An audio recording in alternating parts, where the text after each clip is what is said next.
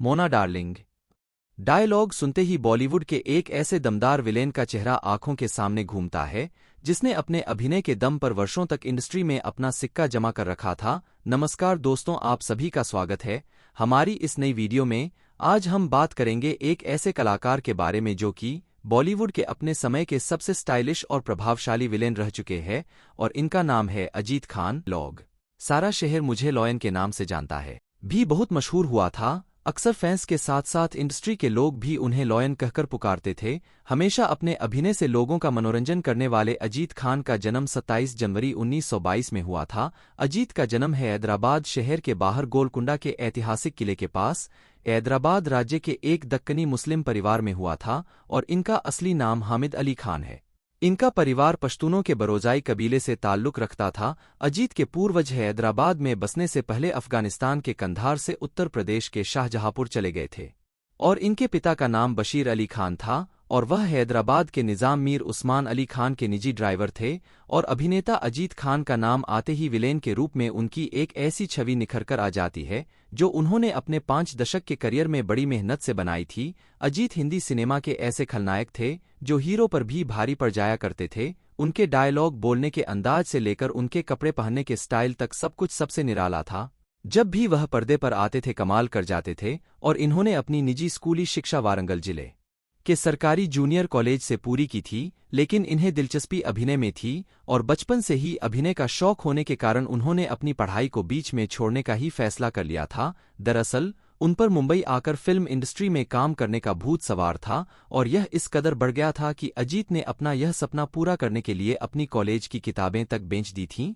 लेकिन जब अजीत मुंबई पहुंचे और यहाँ की चकाचौंध भरी दुनिया से मुखातिब हुए तो उनका सिर चकरा गया, क्योंकि यह दुनिया उनके सपनों से बिल्कुल अलग थी। मुंबई में अपने शुरुआती दिन अजीत ने सीमेंट के पाइप में रहकर गुजारे थे, और इतना ही नहीं, उनकी भिड़ंत कई बार गुंडों से भी हुई थी। करियर की शुरुआत में इन्हें लोगों से मिलने और किसी भी फिल्म प्रोजेक्ट में स्वीकार किए जाने के लिए संघर्ष करना पड़ा, और खुद का जीवन गुजारने के लिए इन्होंने कई फिल्मों में एक्स्ट्रा के रूप में काम किया।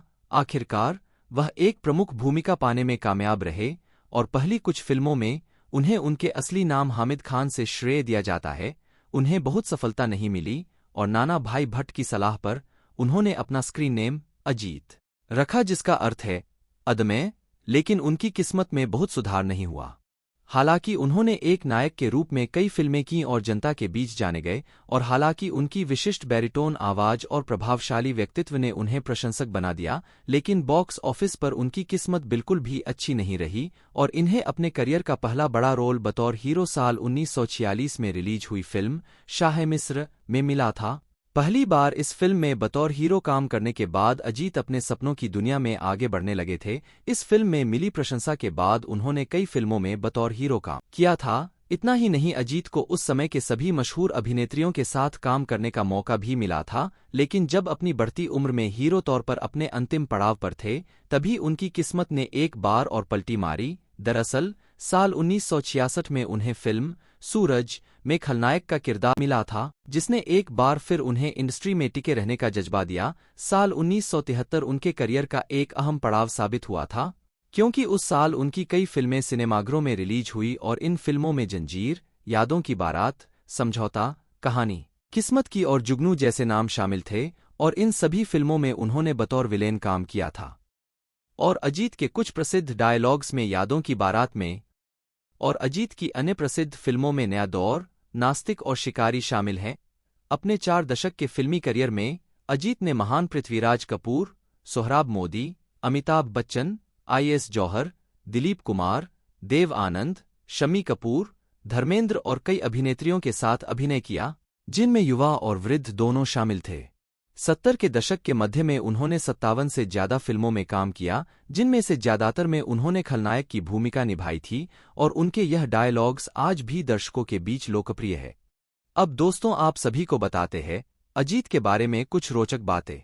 एक इंटरव्यू के दौरान अजीत ने बताया था कि उनके शुरुआती दिनों में जब वे पाइप्स में रहते थे तो उन पाइप्स में रहने के लिए स्थानीय गुंडे मवाली इजाजत देते थे और उसके लिए पैसा भी वसूलते थे। और एक दिन एक गुंडे ने अजीत खान से हफ्ता मांगा, जिसे उन्होंने देने से इनकार कर दिया और इसके बदले में उसकी पिटाई भी कर दी। और फिर अगले दिन से अजीत ने उस गुंडे की जगह ले ली और सब उनसे डरने लगे, यहाँ तक कि उनसे कोई पैसा नहीं लेता था, उल्टा उन्हें चाय, नाश्ता और खाना मुफ्त में दे देते थे।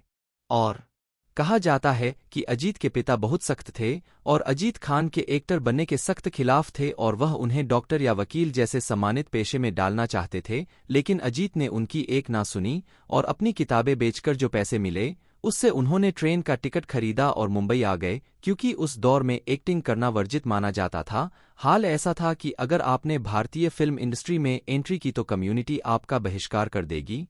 ऐसा ही अजीत खान के साथ भी हुआ। खैर, उन दिनों एक्टिंग स्कूल भी नहीं होते थे, तो जितना हो सका अजीत ने थिएटर में काम किया।